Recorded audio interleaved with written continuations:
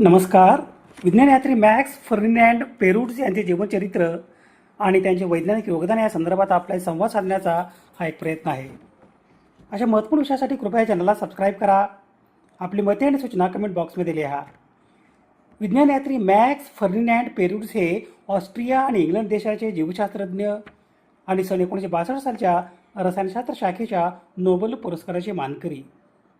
Cavendish प्रयोगशाळेतील ह्युमयुक्त प्रथिने myoglobin यांची रासायनिक संरचना या संशोधन कार्यासाठी त्यांना नोबेल पुरस्कार मिळाले. मॅक्स फर्डिनॅंड पेरूट्स यांचा जन्म दिनांक 19 मे 1914 रोजी ऑस्ट्रिया देशातील व्हिएना या शहरात झाला. त्यांचे शालेय शिक्षण स्थानिक शाळेत पूर्ण झाले. त्यांच्या पालकांना आशा होती की मॅक्स फर्डिनॅंड पेरूट्स हे वकील होतील, परंतु स्थानिक शाळेतील उत्कृष्ट पद्धतीच्या रसायनशास्त्र प्रयोगशाळेमुळे शालेय जीवनात त्यांना रसायनशास्त्र या विषयाची आवड निर्माण झाली. मॅक्स फर्डिनॅंड पेरूट्स यांनी व्हिएना विद्यापीठ येथे रसायनशास्त्र विषयातून त्यांचे पदवी शिक्षण आणि पदव्युत्तर शिक्षण पूर्ण केले. केम्ब्रिज विद्यापीठातील जॉन डेसमॉन्ड बर्नॉल यांनी मॅक्स फर्डिनॅंड पेरूट्स यांना एक्स-रे क्रिस्टलोग्राफी कॅव्हेंडिश प्रयोगशाळेतील संशोधन गटात संशोधन विद्यार्थी म्हणून स्वीकारले. जॉन डेसमॉन्ड बर्नॉल यांनी मॅक्स फर्डिनॅंड पेरूट्स यांना प्रथिनांच्या संरचनेचा अभ्यास करण्यासाठी एक्स-रे डिफ्रॅक्शन पद्धत वापरण्यास प्रोत्साहित केले. प्रथिने क्रिस्टल्स मिळवणे कठीण असल्याने त्याने घोड्याच्या हेमोग्लोबिन क्रिस्टलचा वापर केला आणि त्यांच्या संरचनेसंदर्भात संशोधन पदवी म्हणजे PhD शिक्षण यासाठी आवश्यक असणाऱ्या प्रबंधासाठी संशोधन कार्य सुरू केले. हिमोग्लोबिन हे तांबड्या रक्तपेशीमधील प्रथिन आहे. त्याचे कार्य म्हणजे श्वसन अवयवातील प्राणवायू इतर अवयवांना पोहोचविणे आणि इतर अवयवातील कार्बन डायऑक्साईड वायू शरीराबाहेर टाकण्यासाठी श्वसन अवयवाकडे आणणे. रक्तातील तांबड्या रक्तपेशीमध्ये असणारे हे प्रथिन 4 ग्लोब्युलर प्रथिने शृंखलांची तयार झाली आहे. प्रत्येक शृंखलेत हिम नावाचे पॉर्फिरिन हे लोहयुक्त संयुग असते. या संयुगामुळेच रक्त लाल दिसते. हिम संयोगामुळे शरीरामध्ये ऑक्सिजन आणि कार्बन डायऑक्साईड यांचे वहन शक्य होते.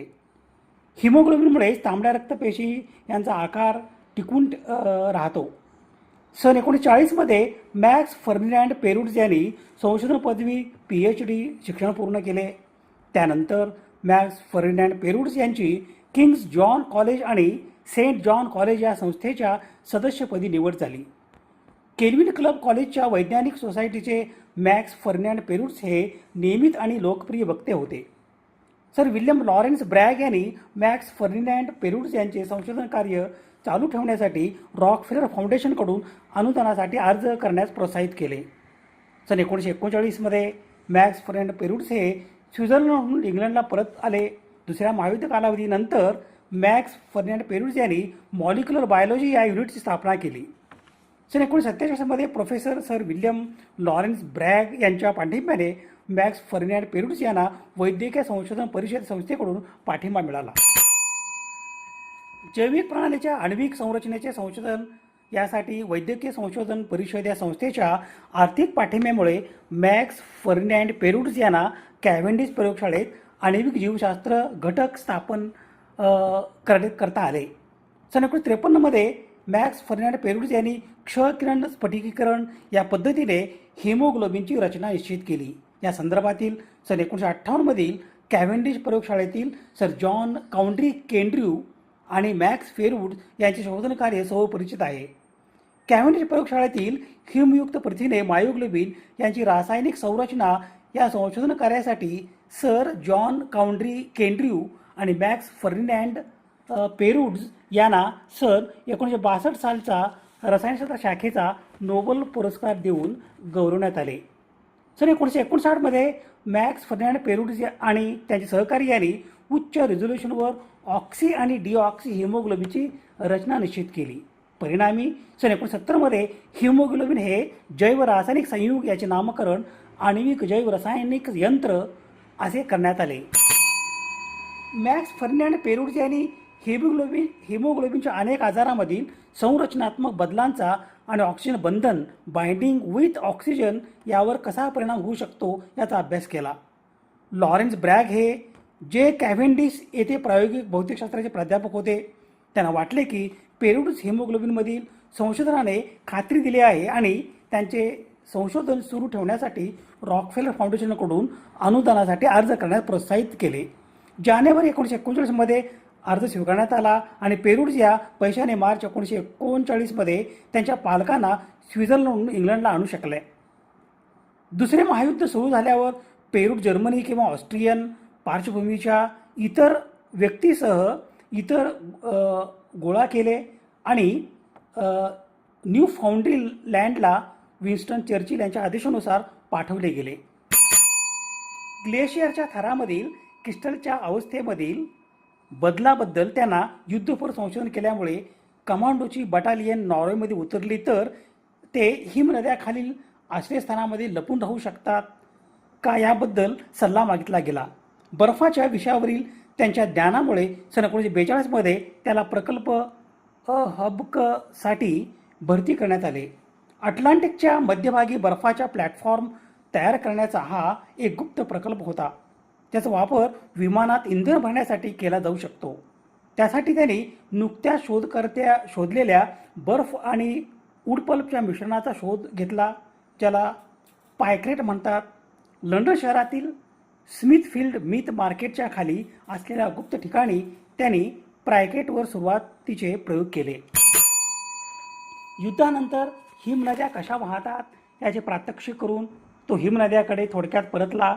सन 1947मध्ये पेरूड्स प्रोफेसर ब्रॅग्सच्या पाठिंब्याने जैविक प्रणालीच्या आण्विक संरचनेच्या संशोधन करण्यासाठी वैद्यकीय संशोधन परिषद, मेडिकल रिसर्च काउन्सिल, MRC यांच्याकडून समर्थन मिळवण्यास यशस्वी झाले. या आर्थिक मदतीमुळे त्यांना कॅव्हेंडिश प्रयोगशाळेत आण्विक जीवशास्त्र युनिटची स्थापना करता आली. पेरूड्स यांच्या नवीन युनिटने संशोधकांना आकर्षित केले, ज्यांना हे लक्षात आले की आण्विक जीवशास्त्राच्या क्षेत्रात मोठे आश्वासन आहे. त्यापैकी सन 1949मध्ये फ्रान्सिस क्रिक आणि सन 1951मध्ये जेम्स ड्यूई वॅटसन होते. सन 1953मध्ये पेरूड्स हे दाखवून दिले की पृथ्वीने क्रिस्टलमधून विखुरलेल्या क्ष किरणांना जड अणू जोडलेल्या आणि न जोडलेल्या प्रथिनांच्या क्रिस्टलच्या नमुन्याची तुलना करून टप्प्याटप्प्याने केला जाऊ शकते. सन 1959मध्ये त्यांनी रक्तातील ऑक्सिजनची वाहतूक करणाऱ्या प्रथिन हिमोग्लोबिनची आण्विक संरचना निश्चित करण्यासाठी ही पद्धत वापरली. या संशोधन कार्यासाठी जॉन केंडू यांच्यासोबत मॅक्स फर्डिनांड पेरूड्स यांना सन 1962 सालचे रसायनशास्त्र शाखेचे नोबेल पारितोषिक देऊन गौरवण्यात आले. आजकाल अनेक आजार प्रथिनांच्या आण्विक रचना दरवर्षी एक्स-रे क्रिस्टलोग्राफी निर्धारित केली जाते. सन 1959 नंतर पेरूड्स आणि त्यांच्या सहकार्यांनी उच्च रेझोल्युशनवर ऑक्सी आणि डिऑक्सी हिमोग्लोबिनची रचना निश्चित केली. परिणामी सन 1970मध्ये ते आण्विक यंत्र म्हणून कसे कार्य करते, ते त्याच्या डिऑक्सिनयुक्त आणि ऑक्सिजनयुक्त अवस्थामध्ये कसे स्विच करते, ऑक्सिजनच्या शोषणास चालना देते आणि नंतर स्नायू आणि इतर अवयवामध्ये ते कसे सोडले जाते हे सुचवू शकले. पुढील 2 दशकातील पुढील कामाने प्रस्तावित यंत्रणेला परिष्कृत आणि पुष्टी दिली. याशिवाय पेरूड्स यांनी हिमोग्लोबिनच्या अनेक आजारांमधील संरचनात्मक बदलांचा आणि ऑक्सिजन बंधनावर कसा परिणाम होऊ शकतो याचा अभ्यास केला. रेणूला ड्रग रिसेप्टर म्हणून काम करता येईल आणि सिकल सेल ॲनेमिया यासारख्या अनुवंशिक चुका रोखणे किंवा उलट करणे शक्य होईल अशा त्यांना होती. भिन्न निवासस्थान आणि वर्तनाच्या नमुन्यानुसार हिमोग्लोबिन रेणूचे विविध प्रजातीनुसार भिन्नता आणि आणखी एक आवड होती. त्यांच्या शेवटच्या वर्षामध्ये पेरूड्सने हंटिंग्टन आणि इतर न्यूरो डिजेनरेटिव्ह रोगामध्ये समाविष्ट असलेल्या प्रथिने संरचनांमधील बदलांच्या अभ्यासाकडे वळले. त्यांनी दाखवून दिले की हंटिंग्टन रोगाची सुरुवात ग्लुटामाइनच्या पुनरावृत्तीच्या संख्येशी संबंधित आहे, कारण त्याला ध्रुवीय झिपर असं म्हणतात. सन 1950च्या दशकाच्या सुरुवातीच्या काळात वॉटसन आणि क्रिक डिऑक्सी रायबोन्यूक्लिक ॲसिडची रचना निश्चित करण्याचा प्रयत्न करत असताना त्यांना पेरूड्सने सर जॉन रँडल यांच्या किंग्स कॉलेज प्रयोगशाळासाठी सन 1952च्या अप्रकाशित प्रगती अहवाल दिला. या अहवालात रोझालिंड फ्रँकलिन यांनी घेतलेल्या क्ष किरण विवर्तन प्रतिमांचा समावेश आहे, जो दुहेरी हेलिक्स संरचनेत येण्यासाठी महत्त्वपूर्ण ठरला. नंतरच्या वर्षात पेरूड्स हे बायोमेडिकल विषयावरील द न्यूयॉर्क रिनियमित फ्यू ऑफ बुक्स यांचे समीक्षक निबंधकार होते. यापैकी बरेच निबंध त्यांच्या सन 1998च्या पुस्तकात पुनर्मुद्रित केले आहेत. ऑगस्ट 1985मध्ये द न्यूयॉर्करने that was the war enemy alien या शीर्षकाने दुसऱ्या महायुद्धादरम्यान इंटर्नी म्हणून त्यांच्या अनुभवाची माहिती प्रकाशित केली. पेरूड्सला सन 1997मध्ये विज्ञानाविषयी लेखनासाठी लुईस थॉमस पारितोषिक मिळाले. पेरूडच्या पत्रव्यवहाराचा संग्रह सन 2009मध्ये मरणोत्तर प्रकाशित झाला होता. पेरूड्स यांनी तत्ववेत्ते सर कार्ल पॉपर, थॉमस कुहन आणि जीवशास्त्रज्ञ रिचर्ड डॉकिन्सन यांच्या सन 1994मध्ये लिव्हिंग मॉलिक्युल्स या विषयावर केम्ब्रिज येथे दिलेल्या व्याख्यानात हल्ला केला. त्यांनी पॉपरच्या कल्पनेवर टीका केली की विज्ञान हे गृहीतक निर्मिती आणि खंडन या प्रक्रियेतून प्रगती करत आहे. असे म्हटले आहे की गृहीतके तयार होतात, वैज्ञानिक संशोधनाचा आधार असणे आवश्यक नाही आणि किमान आण्विक जीवशास्त्रात ते पुनरावृत्तीच्या अधीन असतीलच असे नाही. सन्मान आणि पुरस्कार संदर्भात मॅक्स फर्डिनांड पेरूड्स हे सन 1954मध्ये रॉयल सोसायटीचे फेलो या पदासाठी निवडले गेले.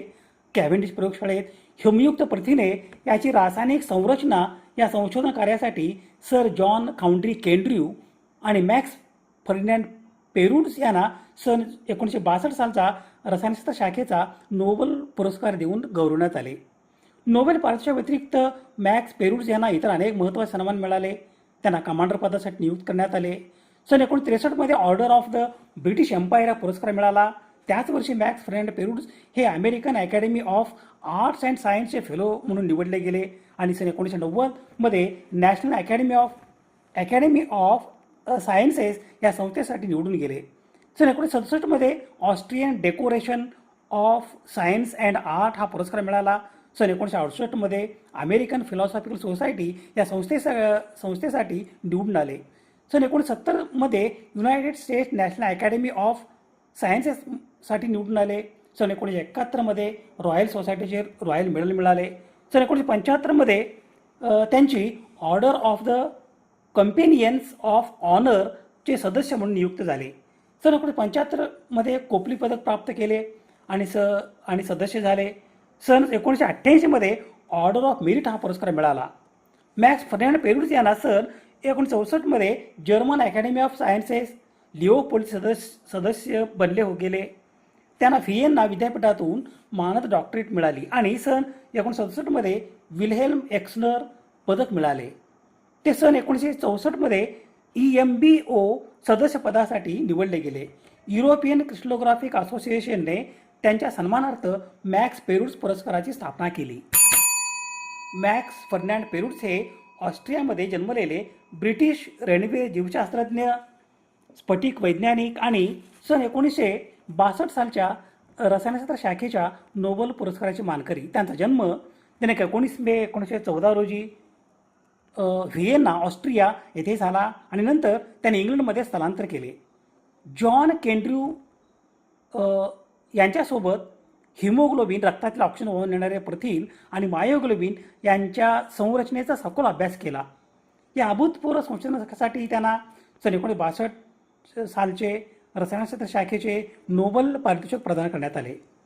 केम्ब्रिज विद्यापीठात त्यांना MRC laboratory of molecular biology LMB ची स्थापना केली आणि सन 1962 ते सन 1979 पर्यंत तिचे अध्यक्षपद भूषविले. विज्ञान क्षेत्रातील उत्कृष्ट योगदानासाठी त्यांना सन 1971मध्ये रॉयल मेडल आणि सन 1979मध्ये कोपले मेडल या अत्यंत प्रतिष्ठित पुरस्काराने सन्मानित करण्यात आले. दिनांक 6 फेब्रुवारी 2002 रोजी केम्ब्रिज येथे मॅक्स फर्डिनांड पेरूड्स यांचे निधन झाले. विज्ञानयात्री मॅक्स फर्डिनांड पेरूड्स यांच्या स्मृतीस विनम्र अभिवादन. संदर्भासाठी ही यादी आहे.